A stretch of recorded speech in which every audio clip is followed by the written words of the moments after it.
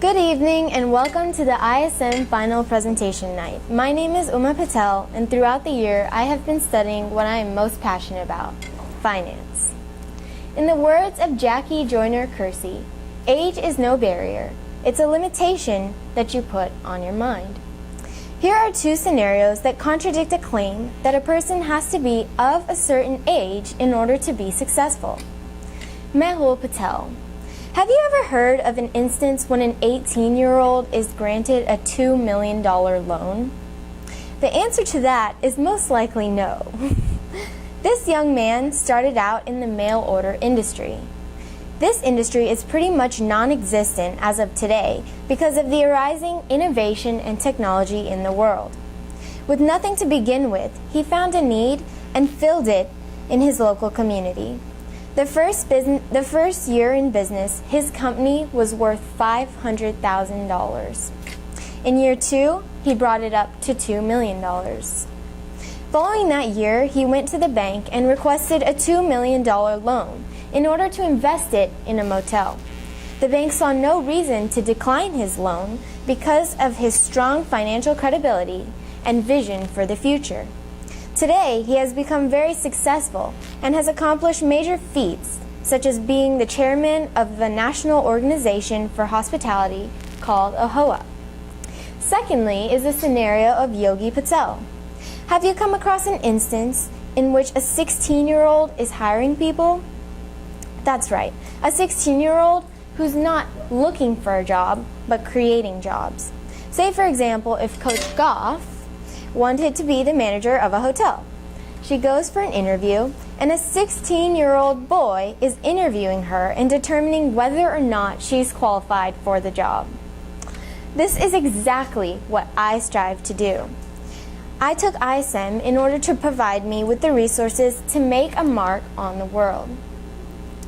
To be that 16-year-old who creates jobs for people. In order to achieve this, I must first go through a process of gathering information.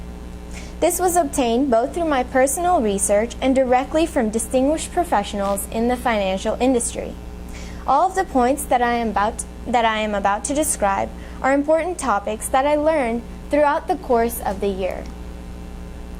My first research assessment was over small business banking. After reading this article, I learned the true relationship between a bank and a business. This relationship is extremely important because a bank is what determines a business's success. In the end, the business's ultimate goal is to make money, and lots of it. The bank plays a huge role in influencing the financial terms of a business. Small business bankers have an immense amount of influence on the business's decisions. And the bank serves as an advisor for a business as well as a financial backer. My second research assessment was over networking. And most successful business people are always networking. They're always talking to people and getting to know what role each person plays in society. Successful business people are always looking to see how they can help someone, and in the long run, more often than not, that person will come back and help them too. This is not to say they expect something in return. Networking is often overlooked, and it is important to take into consideration that everyone has equal value, because one of the most important topics in networking is putting each person at an equal level. This requires listening with your undivided attention and showing interest in anything that a person has to say. My third research assessment was over data analysis. And data analysis is the process of examining large volumes of data.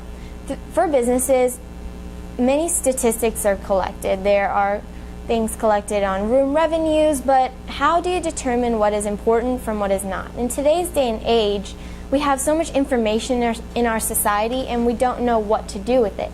So many businesses collect immense amounts of data and then do nothing with the data.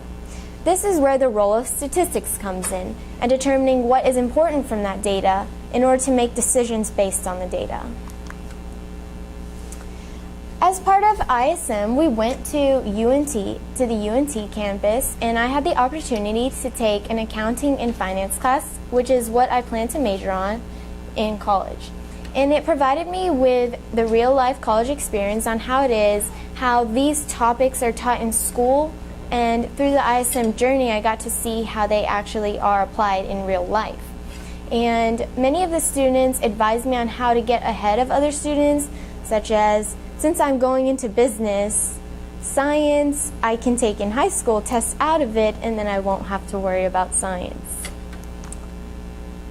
Hospitality operators is another research assessment that I did, and it made me understand the fundamentals of the hospitality business and what is required in order to be successful in it. So for the hospitality business, you always have to start at the bottom and work your way up so that you have knowledge of the entire picture. So basically what I did, well, I'll get to that later, but housekeepers are typically, maintenance people are at the bottom of the ladder, and each person has the opportunity to be able to move up the ladder and become that manager. So hospitality, it's very important to understand the tactics of other businesses, how other hotels are taking care of their guests, and what drives guests to their hotels as opposed to yours. My first interview was with Mr. Keith Britton, and he is the CEO of Iconic. He is an engineer who started his own company, and he described the importance of having a passion and drive for whatever you do.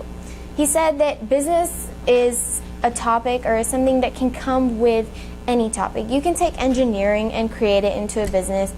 You can take anything that you're passionate about and turn it into a business. So he described the importance to me of giving back to the community, and he was actually one of my mentors of the Young Entrepreneurs Academy, so that was his way of giving back to the community. He also said that whenever you're in entrepreneurship and whenever you are an entrepreneur, the job never ends, and you need to know when to put the job aside and give time to your personal life and family, or else it will consume you. My second interview was with Miss Sandy Himmel. She was also part of the Young Entrepreneurs Academy and was one of my mentors. She does network marketing, and she said that there are no additional expenses in this field and there are no employees. So before interviewing her, I didn't know about this field of network marketing, and she provided me with a tool to use in my everyday life, which is journalism, which I continue to do at least once a week. And what I do is at the end of each week, I'll take a pen and a paper, and I'll sit down and I'll write down all of the thoughts that come to my head. I'll just empty, clear. And she said that these are all the thoughts that are just surfacing. Then, when you have nothing else to say, the words that you write down after that are the real thoughts, the thoughts that actually have meaning. And she recommended for me to read the books Age Wave and Age Power, which I will be reading over this summer. My third interview was with Mr. Tim Ote, and he is Michael's Vice President of Pricing. And he advised me to pick something that you are better at than most people, because you can't be like the rest of the fish in the pond, and each person is meant to do something. Each person is great at something, and it's your job to find what you're great at doing. And he taught me the main difference between accounting and finance. So accounting is basically recording past transactions and keeping record of the books, while finance, which is what I am most interested in, is taking the past transactions and projecting and predicting for the future. So his job includes a lot of understanding numbers, forecasting, and analyzing. My next interview assessment was with Mr. Michael Swimliar, and he was a certified public accountant. So at the beginning of the ISM year, I was focused on becoming an accountant. I thought that I would be really good at it because I'm very good with numbers, and keeping books, it seemed like a good field to go into. So he told me that in order to get practice as an accountant at this age, I can practice basic bank reconciliations through QuickBooks. So this is exactly what I did. I took my credit card statements for every month, put them each in QuickBooks, and then did my own bank reconciliations, and I actually caught a lot of credit card fraud that was happening, because through this I found out that someone in California had my credit card. If I didn't do that, and if I didn't look at my transactions that I'm doing every month, then I would not have been able to pick that up. So it allowed me to have more advanced tracking of my personal expenses, and it kept me organized in all my other functions of life as well. And he said the hardest thing about being an accountant is keeping up with the labor laws because they change on a yearly basis. And accountants are always required to keep up with the labor laws because of the changing federal laws and all of the things that are involved with accounting. My next interview was with Miss Tony Briggs, and she was also a certified public accountant, and she told me the advantages and disadvantages of accounting. So basically the advantage of accounting is that if you're good at it and you like it, then it's great, and you can earn a lot of money being an accountant, which ultimately it's not about the money. But the one disadvantage is accountants work very long hours. She has to work she works at least 9 to 10 hours a day and also works on the weekends. And the one thing is she works from home, and she said to always be disciplined. Just because you work from home, you can't wake up at 9 o'clock because you will be working till 10 or 11 o'clock if you wake up at 9. So she wakes up at 6, she's in her office, and she works all day long without distractions. And she advised me to intern at a big company and handle their small accounting tasks. Mike McKay is an insurance agent that I interviewed on Preston Road, and he described the different types of insurance to me. Car insurance, home insurance, health insurance, all of that. And he said that insurance is a key part of everybody's life. And he also described the process of insuring someone, how you can get cuts on your insurance, when your insurance goes up, things that many people don't know about. So that was very interesting. My next interview was with Mr. Peter Burns, and he was also part of the Young Entrepreneurs Academy as one of my mentors, and he is an entrepreneur. He taught me the importance of planning and time management. And he said, you have to shuffle through, because being an entrepreneur, you create your schedule. It's not a checklist, you do this equals success and you're done. You're the one creating the checklist, so you have to know what to put on that checklist. And he took me through the process through different events such as speeches and presenting in front of Alcatel-Lucent, and taught me the skills that I need in order to be a successful entrepreneur. And he always gave me a thirst for knowledge, pushed me into something that he felt that I could do, even though I didn't have the confidence to do it. But then after doing it, it let me build on my confidence, and I became a stronger person. I had a phone interview with Jason Peterson, and he is the regional president of a bank. And the banking industry is similar to the hospitality industry in that you start from the bottom, or you can start from the bottom and work your way up. So he started as a bookkeeper and then became a teller. Then he reviewed loans, compliance, eventually branch management, and then he became the president. So he advised me to work a job that requires handling cash, because that's the most important thing in a bank, is being able to see how money goes in and out. One of my greatest experiences of this ISM year was having the opportunity to head down to Bethesda, Maryland during the school year on March 2nd to the 4th and interview professionals at Marriott International. I got this opportunity through a executive at Marriott International. His name is Ty Turman, and I met him at the grand opening of the AC Hotel Bourbon, which I will talk about later. And he taught me this experience taught me much about the hospitality industry and how to distinguish myself and how to become top-notch in that industry. So my first interview was with Miss Janice Millen, and she was the Senior Vice President of Moderate Essentials and Extended Stay Management. And many of you are probably not familiar with these terms. So basically, she is the leader of each of her brands: Courtyard, Fairfield, Residence Inn, Spring Hill Suites, and Town Place. And she said that being a woman and a leader, many women try to copy men and become like men, because men are the traditional business leaders. But she said to be authentic and have your own personality. Be a strong woman and don't try to blend in. Don't be that female that tries to act like a male, basically. So that was very interesting. And then Miss Jane LaFranchi was the vice president and assistant general counsel. She is a lawyer, and she actually, after the NAFTA trade agreement with Mexico and Canada, she took the Strasburger and Price law firm and created a regional office in Mexico. So that was very interesting because that was the first international Strasburger and Price firm that she took out of the country. And what her job deals with on a daily basis is creating contracts for each of the hotels. And she gave me this FDD, which is a franchise disclosure document. And for each of the, on average, she does about 400 contracts a year. And for each contract, this is just the Courtyard brand, but she has each of the brands to do it for, and this is what is required for each contract. And the crazy thing is, her team is are the people writing these. So the tiny print is what they have written, and she gets to review all of that.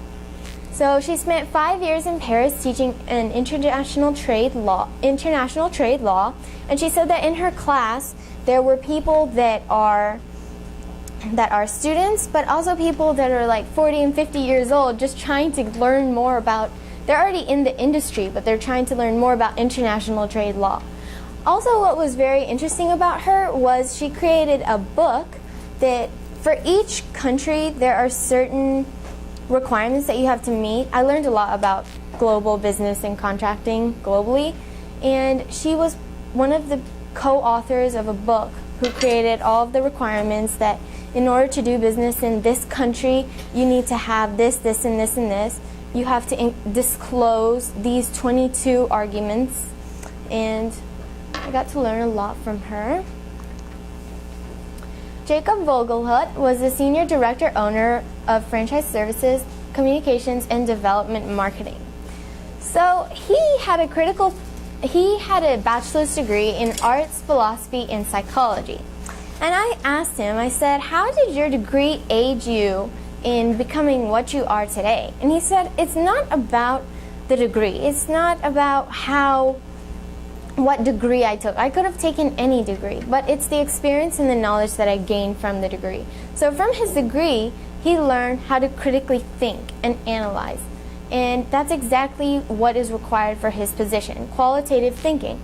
And through the writing that he had to do and the coursework, he became a questioner. He questioned each thing, and that's what led him to be successful in his communications and development marketing, which it basically says, how do policies impact owners and franchisees? Why would this person want to buy a Courtyard hotel? And what reason do I give them? How do I facilitate this process? And a lot of it is questioning and seeing how you can answer those questions and present solutions to the problems that arise. My next interview was with Miss Deborah Hughley, and she is the Vice President of Product Development. So whenever you walk into a hotel, every lamp that you see, every light, every fixture, the position, the colors of the walls, this is all her field. So she takes the considerations taken when designing products for hotels and what impact they have on the customer. So if they're trying to reach a certain target market, such as, say, a young professional target market, the new brand is called Moxie. And what it does is they have an open closet. They don't have a closet with doors in Moxie. And that's targeted to the millennial generation. However, if they were targeting seniors, then they wouldn't have an open closet for certain reasons. And it just really taught me about different colors, different products, and the impact that they have on the target market and reaching out to the people that you want to stay at your hotel. So Ms. Carol Wagner was the Senior Vice President of Development Planning and Feasibility, and she does market analysis for all of Marriott's lodging projects. and she asks herself what considerations are taken, whether there's a hotel being built in Frisco. What business will be driven to the hotel? Will this hotel be successful? Does it make sense to have a hotel here? How much revenue is projected for this hotel? All of these questions she asks herself and gives permission for franchisees to build their hotels there. Mr. Dan Werner was the Vice President and Financial Business Partner in Global Lodging Development. And this year in ISM, I am studying finance. So he has his degree in business and economics. And what's interesting is he studied business and economics. He did not study accounting, but he is a licensed CPA. So this taught me that I can go and get a degree in, I don't have to have a major in accounting to become a CPA. He said, just take all of the classes that are required for you to pass that CPA exam. And that's what I strive to do in the future. And he taught me the financial and functional leadership in growth planning. So all of the financials that are required for a hotel, to how they get loans from banks, how they finance a hotel, what incentives they have. Eric Jacobs was the Chief Development Officer for North America for the Select Service and Extended Stay brands, and he taught me the importance of maintaining healthy relationships. And he said the greatest skill that you can have as a leader is the ability to drive others, to make them want to complete something. And it's the genuine touch that you retain your own personality, and it's being transparent and saying, this is what I want done, and working as a team is what I learned from him. He's very interesting with his stories and his previous experiences, and he gave me a lot of wonderful advice on how to succeed in the future. Tom Birdshaw was the Vice President of the Seafirst Properties for new build projects of architecture and construction. And he is an architect, and he taught me a lot about architecture that I didn't know. So he has a vision for something, and he said that the most exciting part of his job is being able to take a building and renovating it. So say you have an old historic downtown building whose the water is leaking, the electrical cords are not done correctly, and being able to take that and turn it into a hotel is one of the coolest things that he can do. And in the process of that, he can include certain innovative architecture and make the design even cooler.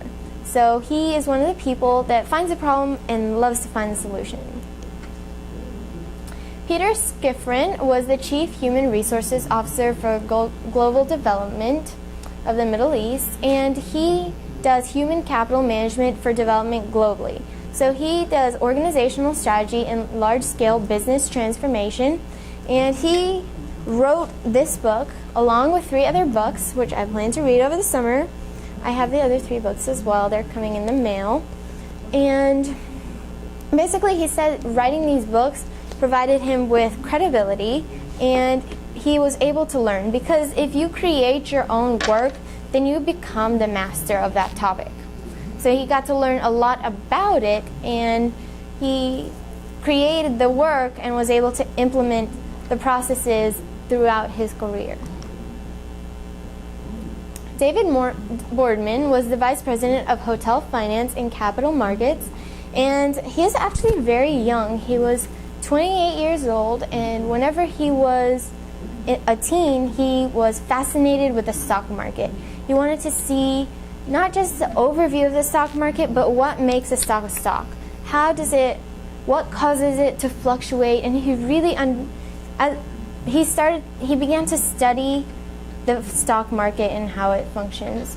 So then now what he does is he handles global capital sources to finance new hotel developments and builds relationships with prospective ownership groups. Because in order to finance a hotel, you have to convince people to invest their money into it and show that this is a good investment. Liam Brown was the president of the U.S. and Canada for Select Service and Extended Stay Lodging and Owner and Franchise Services. And he said I think that a third level education is critical because anything that helps you think better is good. And this is the motto that I have on my life now. I take an instance or class, an experience, and I'll say, is this going to help me and how is it going to help me? So this is kind of what I apply. Anything that helps you think better is good. And I'll challenge myself to help me get experiences that require me to use my brain and critically think. And the three most important things are preference, profit, and growth. And then wise words from Bill Marriott is what he got. And he said, master what you currently do and actively seek more responsibility.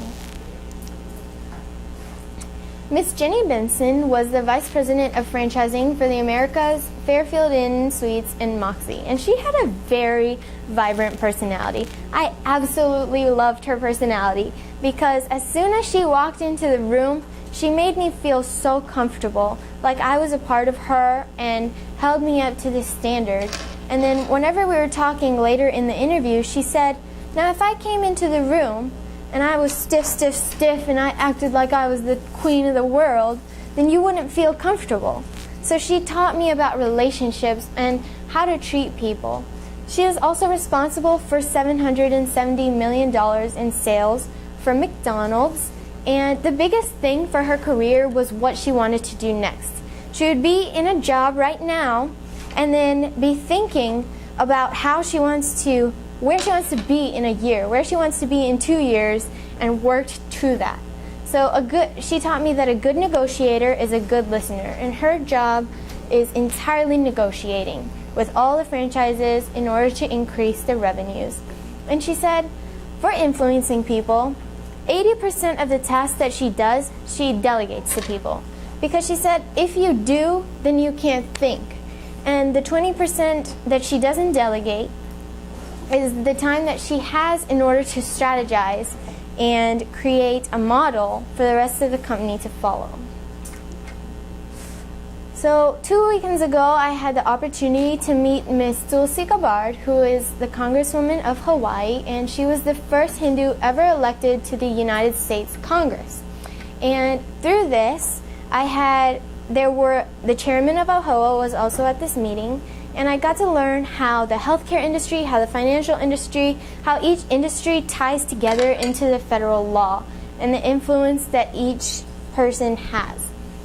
So she is a very selfless person. She served 2 tours of combat duty in the Middle East, and basically she's the first female war veteran, Indian female war veteran. And as a teenager, she started the Healthy Hawaii Coalition. And basically for Hawaii, the environment is what draws visitors, right? The tourism. Environment is very important for tourism. And she saw that the people were not taking care of the environment. So she created this Healthy Hawaii Coalition to encourage other teenagers and taught them about the practices of keeping their environment clean. So those are some of my interviews that I had the opportunity to experience during my ISM experience, and these are some of the experiences that I have had the opportunity to have. So with Newcrest Image, I have a background of working with QuickBooks Excel, bank statements, receipts, and credit cards, and interacting with each of the office members and their positions. And this was before I entered ISM, so this is kind of like my background information and what I came into ISM with.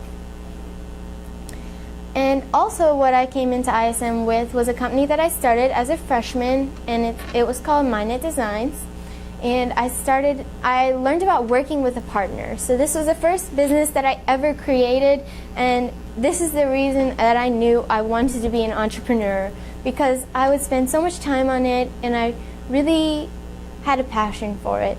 So through the process of creating this business, I went through all of the steps of creating a real business. It was a fully functional business, and I registered with the county. I got my first paycheck from a customer I interacted with and paid a vendor. And all of these experiences were done by myself. I was the person that had to go out and see what I had to do next, create that list, say this is what I need to do today, and accomplish it.